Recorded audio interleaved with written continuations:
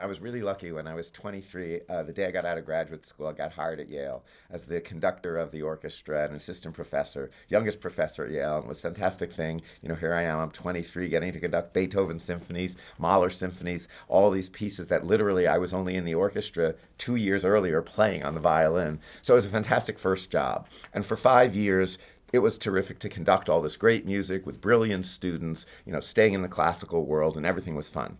Then I got this offer to conduct the Tony Award winning musical on Broadway.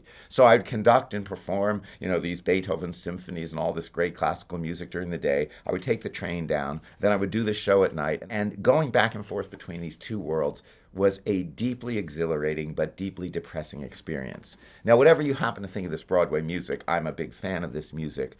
Every night, the show was completely sold out. As I said, we were the Tony Award winning musical. People were paying fortunes of money for these seats. But most importantly, the audience got that music. I mean, you could really tell that America spoke the language of Broadway. They knew when to clap, when there was a cool lick in the orchestra. You could feel the entire audience respond. It was a language that they spoke.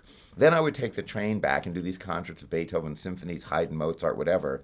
And the difference between the audience response to that music and the response of the audience on Broadway was enormous. The number of people who really spoke the language of classical music, like they were native speakers, like it was a musical language that they got, was infinitesimally small compared to the audience on Broadway. And going back and forth each day between an audience who got the music they were hearing and spoke that language, first order experience, and an audience who by and large didn't, was deeply depressing. And going back and forth between them, I decided, I don't really want to do this if people are not going to get it. It really sort of seemed like the emperor's new clothes. I was on stage conducting this music, and all this fantastic stuff was going by, and I just could sense that everyone was missing it. And all I wanted to do was turn around and say, but listen to this fantastic thing in the violas. Did you hear the bass line there? But of course, I would have been arrested and taken away in a straitjacket for doing it, and there was no way to do it. So it was really, the real origin was initially that. And then I finally left Yale because I realized, that was a wonderful thing to do, to teach people who already loved music. But what about the rest of the world who didn't get this music?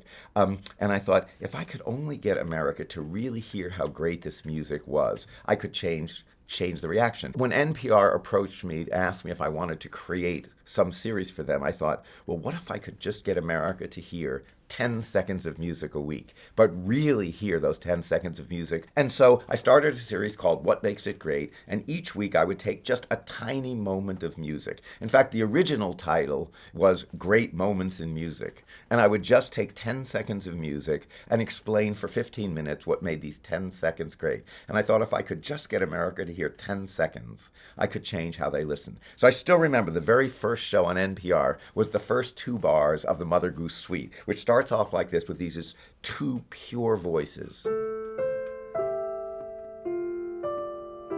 Just two parts, a melody and a one-part accompaniment.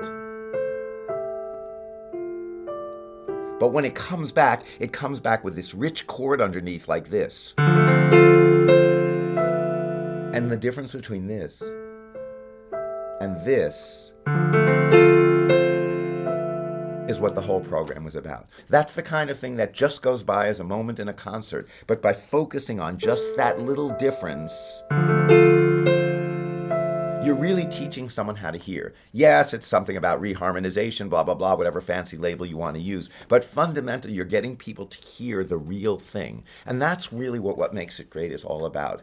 Getting rid of all the extraneous stuff to actually hear how great this music is. Because you can do all sorts of other wonderful things to get people into classical music. You can wear blue jeans, you can put screens up, you can play Harry Potter, and that's all wonderful stuff. But in the end, for the music to thrive, people have to actually hear how great it is. And if you can hear the difference between this, suddenly a whole world opens up. So the idea was to really train America how to listen week by week. And for 10 years, that's what happened. Now, it was a wonderful thing to do for 10 years, and we had quite a large listenership.